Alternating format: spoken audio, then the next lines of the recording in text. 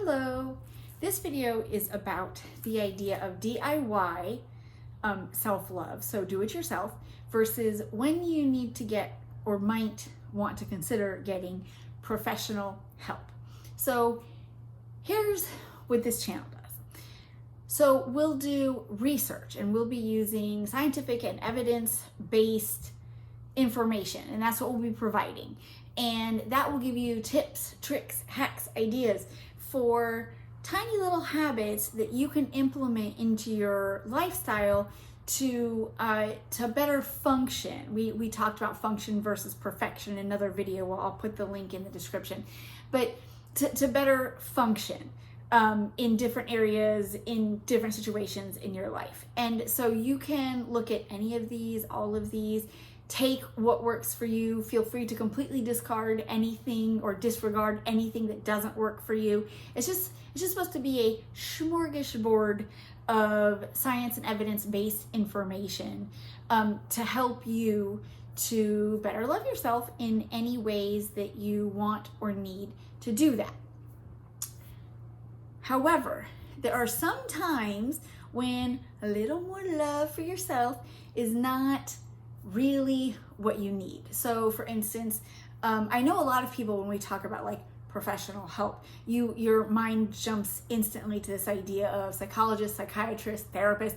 Maybe you're talking about, you're thinking about medications, that's not exactly what I'm talking about. I'm talking about any area of help. So if, so for instance, cars, mechanics, not my forte. If you have seen, my other video about self-love versus self-help, then you know that cars not my thing. So so if my car were to be impaired in such a way that it were not safe to drive on, like if a tire were bald or my brakes were going, I would need to seek professional help. I would need a mechanic because it would not be safe to drive my car in those conditions.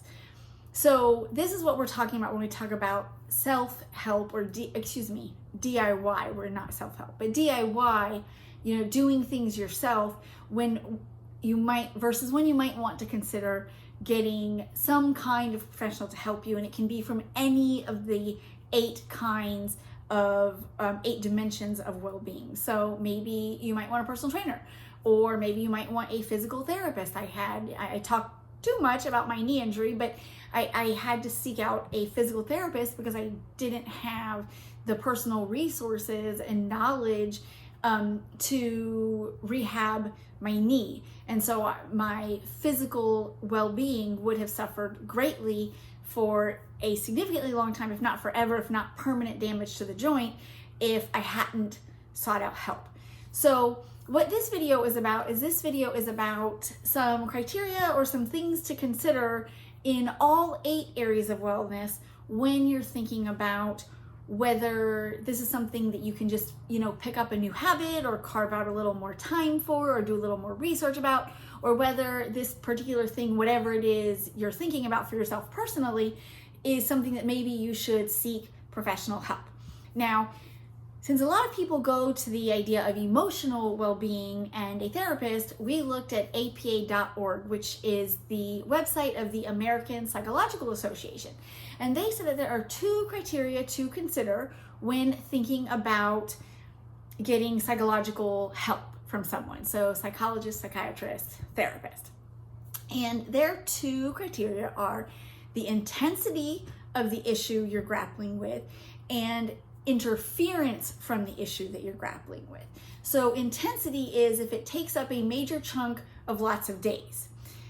So if you are having intrusive thoughts and you can't stop thinking about something for hours and hours a day, that is fairly intense. It's a very high level of intensity.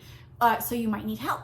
If it interferes, like if you can't go to work because you can't stop thinking about this thing, you can't stop these intrusive thoughts, or if there's some other area of your life, like you can't take care of your children, or you can't interact with your parents or your significant other because your mind is consumed with this one idea, this one intrusive thought, then both that intensity and that interference are things that the APA would strongly recommend considering seeking professional help. Now, another reason I started with them is because I feel like these same two things can help with all areas, right? So again, going back to my knee pain, because of course you love hearing about my knee injury. I'm sure it's super exciting for you.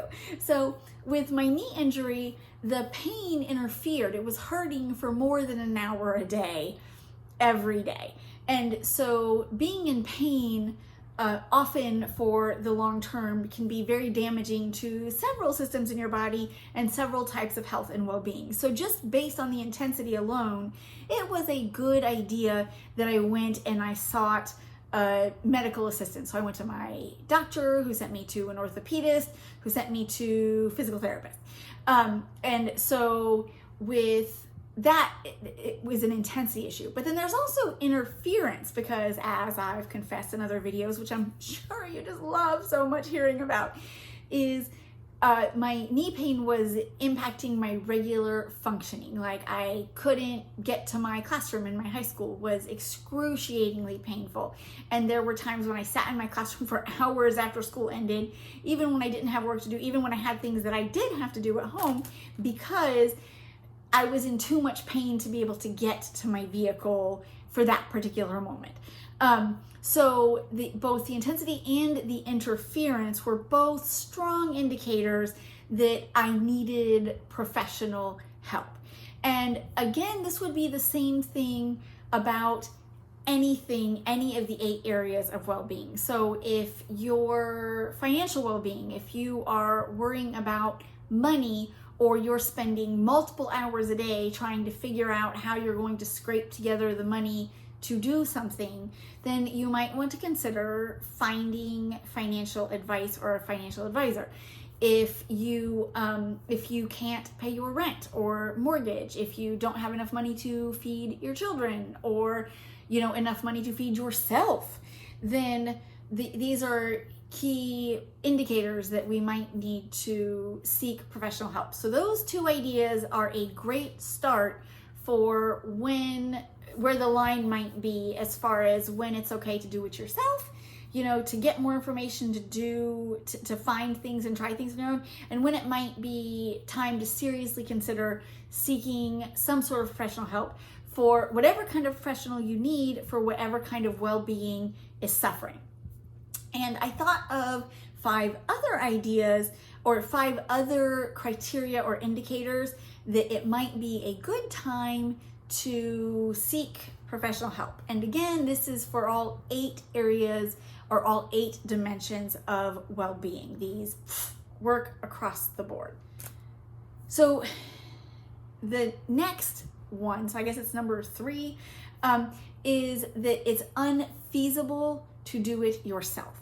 So if you have a bad tooth, it is unfeasible to pull it yourself. I know it may feel, especially in the throes of pain, that, just grab a pair of pliers, stick them there, go, and it's done, and it'll save you upwards of thousands of dollars, right? If you avoid a root canal and a crown and all that jazz. Well, but the thing is that that's not exactly safe, and it's really not feasible because of the degree of knowledge and skill and experience that it takes to do something like that safely.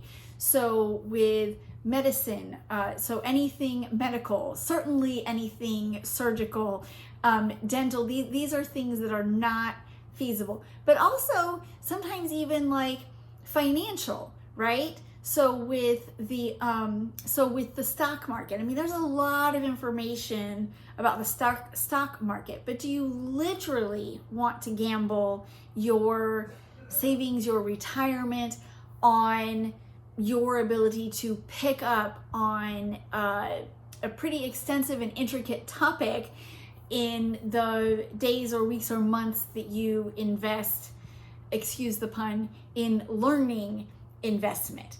And then also with, of course, psychological, you really, it's not feasible to learn how to treat schizophrenia or severe depression. These are actual physical changes in your body that have happened, and they can't really be treated. We've got a large body of scientific and medical research that shows that these kinds of severe disorders can't be treated with like happy thoughts or deep relaxation. Like if you're actually suffering from clinical depression, that's not going to go away with happy thoughts. So it's not feasible to treat these things. For me personally, and it's different for everyone, it's not feasible to fix my own car. My son can. One of my sons he just bought a bumper and replaced it on his car because he's like, oh, it's a bumper, I know how to do that. And I'm like, nope, no clue. I would need professional help. So if it's not feasible to DIY, you don't want to do it. You want to go ahead and seek professional help. And especially these days when almost all professionals will give you like a free trial or a free consultation. So even if it's a financial issue, then you get a chance to meet with a professional who can do it for free, who might be able to give you some next steps instead of leaving you out on your own. I'm realizing that the other 4 criteria or factors are really just developments on this idea of unfeasible. So, for instance, if the solution would take an extensive investment of time or money or resources in order to do it. So again, it goes back to the same ideas like, am I physically capable of learning how to fix my own car, change my own oil? Yes, I'm physically capable. I have a lot of cognitive talent, so I probably could read enough, watch enough, learn enough to be able to change my own oil. But it would take a long time and it would take a very high investment of my time and energy and personal resources in order to gain that information. And Walmart does oil changes for like $20. So it's worth the amount of time and energy and resources I would have to invest well below, well more than $20.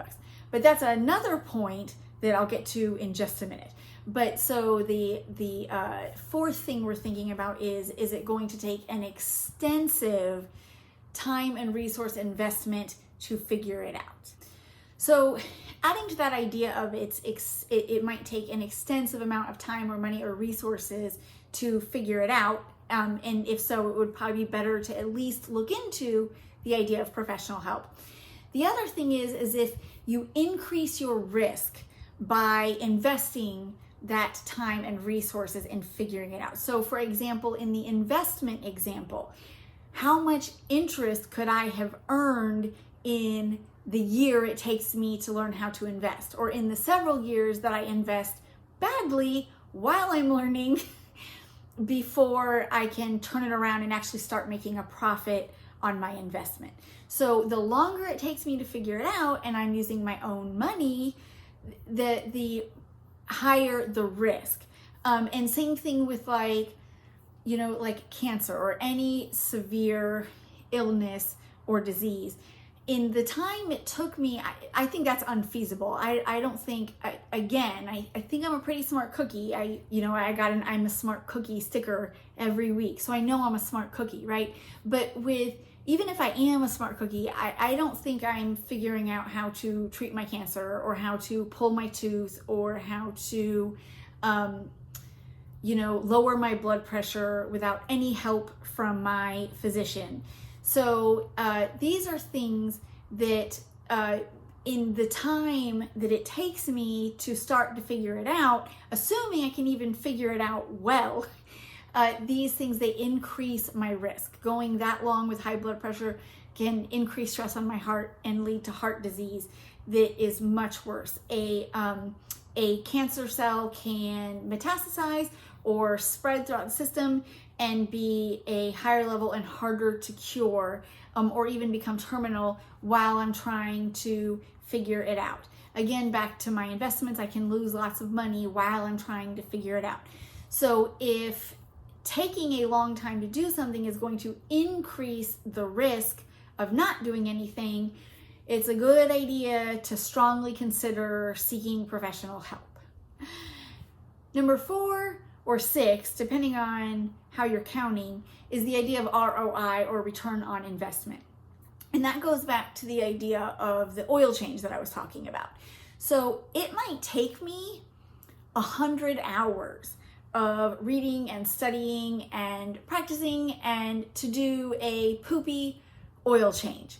Not even that great, might need to do another one shortly. I might lose the money for one or more filters that don't work because I put them in wrong or I did something else to ruin them. And again, like I said, Walmart does it for 20 bucks.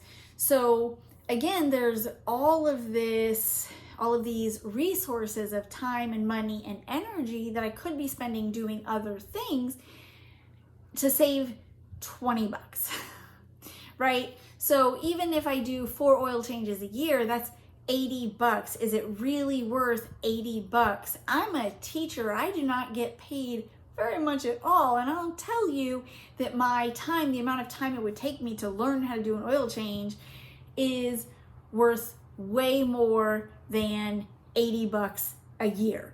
And that's at a teacher salary.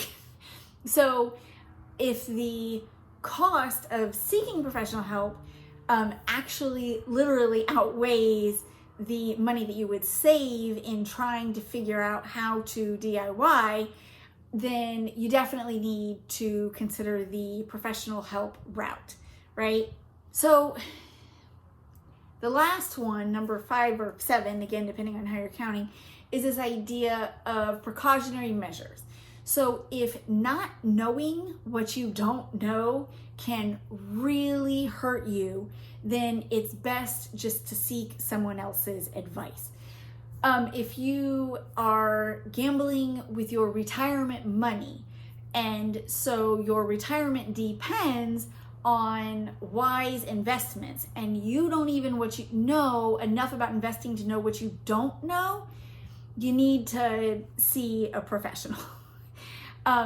And this is why we do things like checkups, and these things are a really important part of self-care and self-love, is because you don't know what you don't know as far as like oral hygiene. Like maybe you think something is perfectly normal and it's not, and if you're visiting your dentist twice a year for cleanings and checkups, then they can tell you if that's a normal thing or not. So that's a great time to seek professional help, even before we start considering intensity and interference or any of the other things, because not knowing what you don't know about your teeth can really impact your overall physical well-being. Not knowing what you don't know about your car, so you're not getting oil changes, you're not getting checkups, you're waiting for something to go wrong, that can really cost you in the long run, especially if you're dependent on transportation for things like work. That can affect all of your well-beings, or all 8 dimensions of well-being.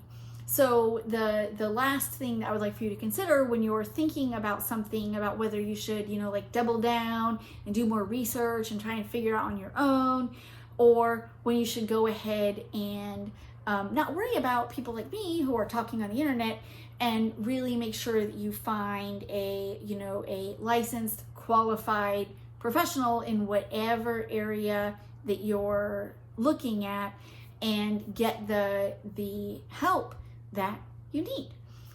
And that's it for this video. So I will remind you that you are lovable just the way you are. You are capable just the way you are. You deserve love just the way you are, and to be cared for just the way you are. So until next time, please take care of yourself. You deserve it.